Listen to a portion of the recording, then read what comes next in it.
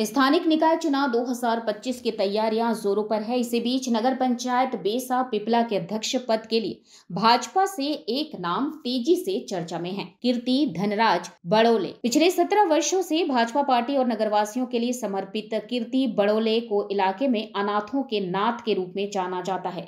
कीर्ति बड़ोले वर्षों से नागरिकों की समस्याओं को वरिष्ठ नेताओं तक पहुंचाती रही हैं और उनके समाधान में अहम भूमिका निभाई है। अपनी उच्च शिक्षा और जनसेवा भावना के चलते उन्होंने बेसा पिपला नगर पंचायत में विकास को नई दिशा दी है। भाजपा की सक्रिय और कर्मठ कार्यकर्ता के रूप में कीर्ति बड़ोले को मिल सकती है पार्टी की पहली प्राथमिकता। नगर पंचायत अध्यक्ष पद के उम्मीदवार के रूप में जनता और कार्यकर्ताओं में उनकी खास पहचान के चलते कीर्ति बड़ोले इस बार अध्यक्ष पद की प्रथम दावेदार के रूप में उभर रही हैं। कीर्ति बड़ोले का कहना है कि नगरवासियों की मूलभूत समस्याओं का समाधान ही मेरा पहला उद्देश्य रहेगा। मी सौ कीर्ती धनराज बडोले।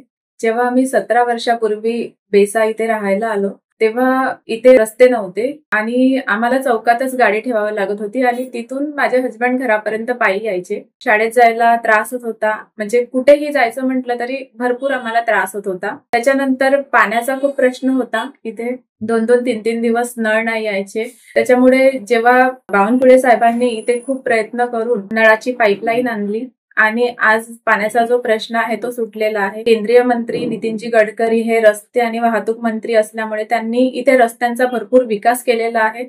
आज आपण कुठेही जातो म्हटलं, बेसा, बेलत्रोडी, पिपळा, घोगली कुठेही जातो म्हटलं तरी आज रस्ते इतक्या चांगल्या प्रमाणात झालेले आहेत की आपल्याला कुठे गाडी ठेवून पायी जावं लागत नाही। तर ही जी परिस्थिती आहे ही फक्त महाराष्ट्राचे आपले लाडके मुख्यमंत्री देवेंद्रजी फडणवीस आणि आपल्या सर्वांचे लाडके बावनकुळे साहेब, महसूल मंत्री बावनकुळे साहेब आणि नितीनजी गडकरी साहेब यांच्यामुळे ही बेसाची जी परिस्थिती आहे ही पूर्णपणे दुरुस्त झालेली आहे।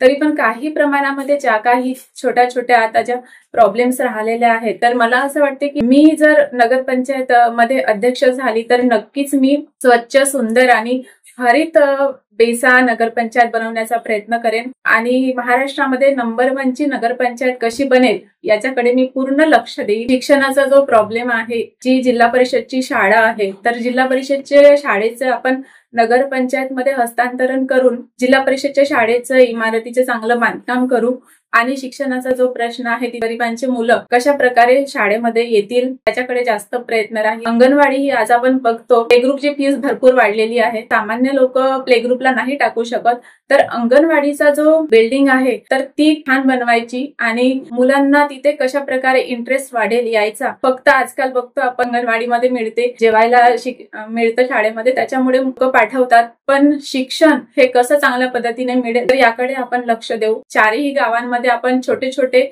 आरोग्य केंद्र उभारण्याचा प्रयत्न करू।